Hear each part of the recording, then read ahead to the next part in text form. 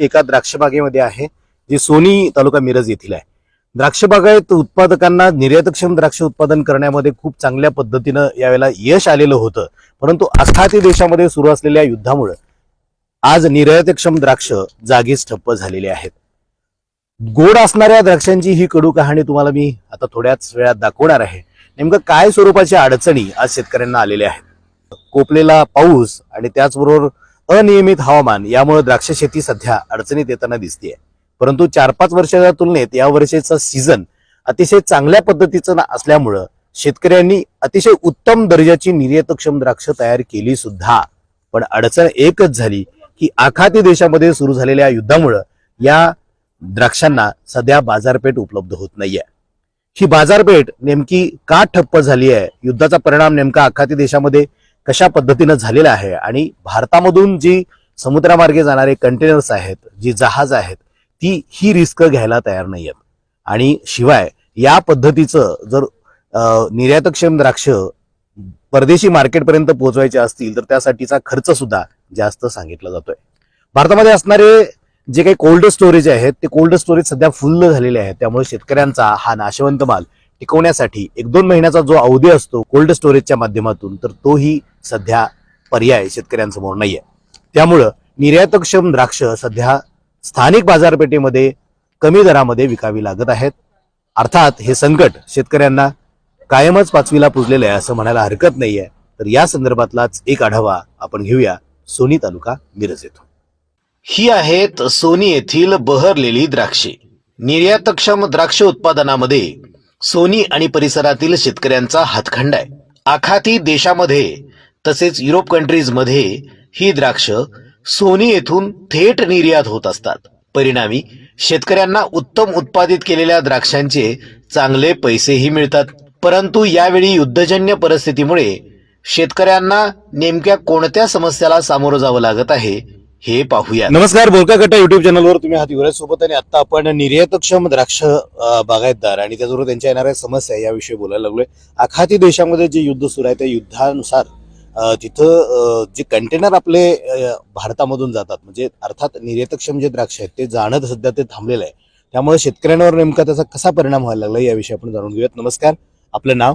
संजय जाधव। आपण जी काही आता निर्यातक्षम द्राक्ष तयार केलेली आहेत तर ती द्राक्ष आता सध्या जाण्यामध्ये काय नेमक्या अडचणी आल्यात, काय सांगाल? आता आमचा निम्मा प्लॉट गेला आहे एक्सपोर्टला आणि त्यानंतर त्यांनी बंद केलाय। ते म्हणले काय आमची अडचण आहे त्यामुळे बंद ठेवलाय। आता आम्ही ते द्राक्षे लोकलच्या मार्केटला आम्ही देण्याची तयारी चालू आहे त्यांची। सध्या निर्यातक्षम द्राक्ष करून सुद्धा आपल्याला लोकल मार्केटला द्यावे लागतात, नेमकं काय प्रॉब्लेम आहे? अर्धा जो आपला एक्सपोर्ट झालेला होता त्यामधला दर आणि लोकलचा दर यामध्ये किती फरक पडतोय? जवळजवळ 100 रुपयाचा फरक पडतोय। हा, आणि हे सगळं निर्यातक्षम करत असताना अगदी वर्षभर तुम्ही त्याची तयारी केलेली आहे, परंतु आता पुन्हा आपला जो काय आपला जो सेटबॅक बसलेला आहे की आपली द्राक्ष आता एक्सपोर्ट होऊ शकत नाही, तर मालाला दर पण मिळू शकत नाही, तर ह्या संदर्भातल्या भावना सध्या कशा आहेत तुमच्या? काय सगळं आर्थिक टंचाई निर्माण होणार आहे सगळी आता इथून पुढे। आणि काय आलेला माल तर घालवायलाच पाहिजे, तो काय ठेवून चालणार नाही आणि काही ना काही ना पद्धतीने हा माल घालवलाच पाहिजे। बरोबर।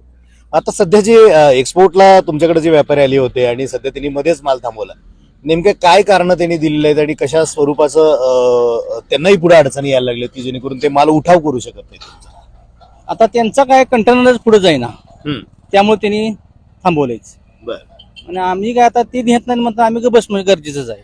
बरोबर, म्हणजे एकूण काही ना काहीतरी करून नाशवंत माल आपला द्यायलाच पाहिजे। हा, नाशवंत माल आहे तो द्यायलाच लागणार आहे। त्याचं काय आता कितीच पैसे आलं काय आलं तर त्याचं काय मागे पुढे बघणे गरजेचं नाही, हा माल गेलाच पाहिजे। एकूण 4-5 वर्षाच्या द्राक्ष बागायतीच्या तुलनेत आता यावर्षी माल चांगले आले होते, निसर्गाने साथ दिली होती आणि आता हा मोठा संकट उभा राहिले। जे काय वाटतं की 4-5 वर्षामध्ये जे आपल्याला हवे तेवढं इन्कम यावेळेला होणार होतं आणि ते आता होत नाहीये? ती काय असं एक काय म्हणते, बरोबर, या परिस्थितीला काय आपण हात लावू शकणार नाही पण। म्हणजे एकूण आता आपण कष्ट केले सगळं, आपण त्यावर राबतोय, सगळं करतोय, बरोबर आहे, पण आता त्याला काय पर्याय नाही।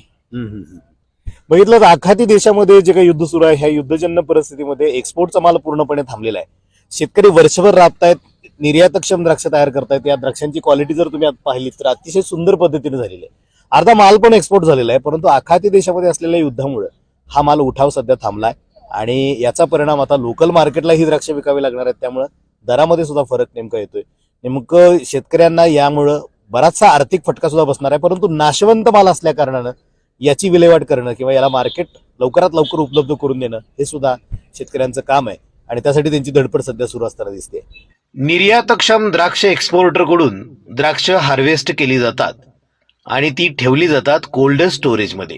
सध्या कोल्ड स्टोरेजमध्ये सुद्धा असणारी जागा शेतकऱ्यांना अपुरी पडत आहे.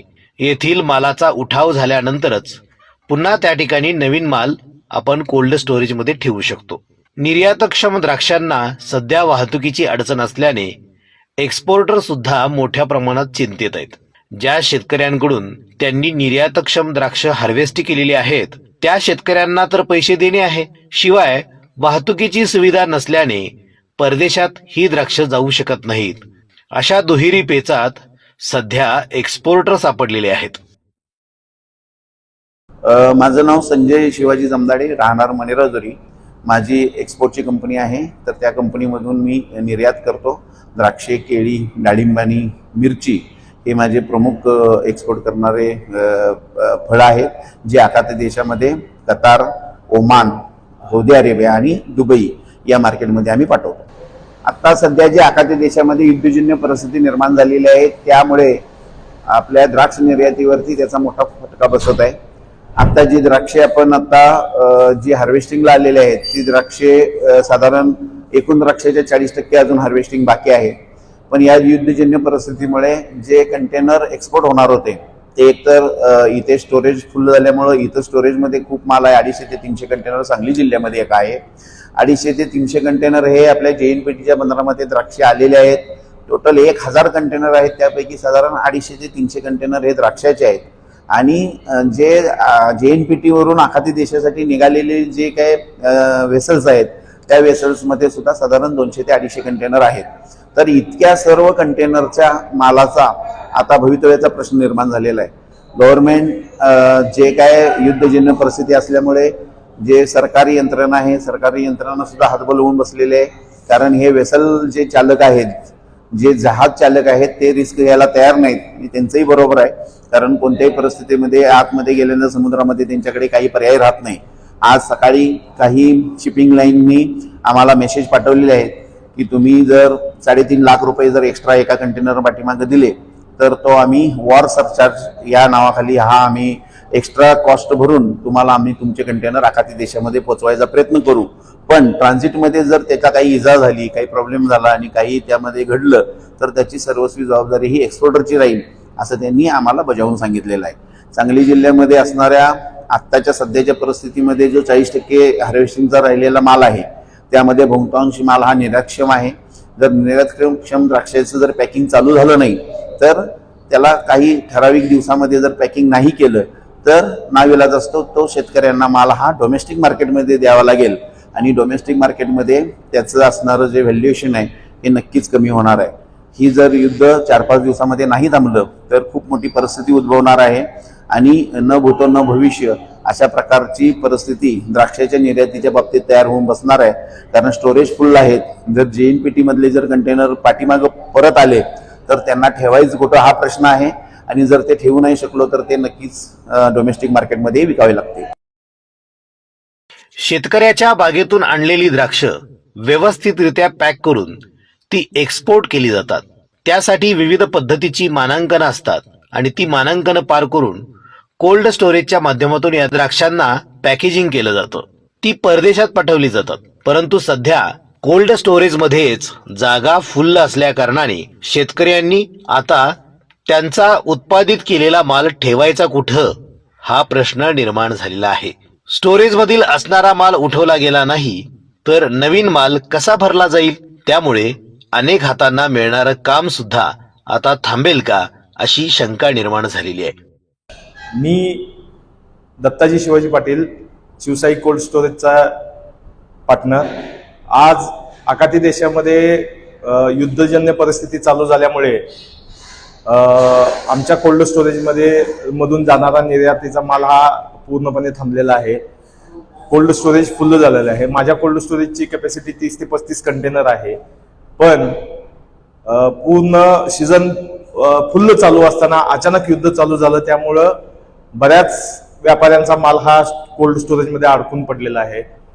आज माझ्या कोल्ड स्टोरेजमध्ये जवळजवळ 30 कंटेनरचा माल हा अडकून पडलेला आहे आणि बाहेर माल जात नसल्यामुळं दुसरा माल आम्ही आत घेऊ शकत नाही. शेतकऱ्यांचे फोन येतात की आम्ही माल हार्वेस्टिंग करून पॅकिंग करून ठेवू का, पण जोपर्यंत हा माल बाहेर जात नाही तोपर्यंत आम्ही दुसरा माल घेऊ शकत नाही. तर मित्रांनो, ऐकले असतील आपण ह्या गोड द्राक्षांची कडू कहाणी सोनी तालुका मिरज येथून. अशा पद्धतीच्या एक्सपोर्टच्या मालाला येणाऱ्या अडचणी सध्या लक्षात घेता स्थानिक बाजारपेठेमध्ये हा माल आज आपल्याला खायला उपलब्ध होणार आहे. तर कृपा करून आपण शेतकऱ्यांना कोणत्याही पद्धतीची घिसघिस न लावता आणि कोणत्याही पद्धतीचं निगोशिएशन न करता ह्या शेतकरी राजासाठी ही चांगल्या पद्धतीची द्राक्ष चांगल्या दरामध्ये आपण खरेदी केली पाहिजेत, असं मी सर्व ग्राहकांना या ठिकाणी विनंती करतो.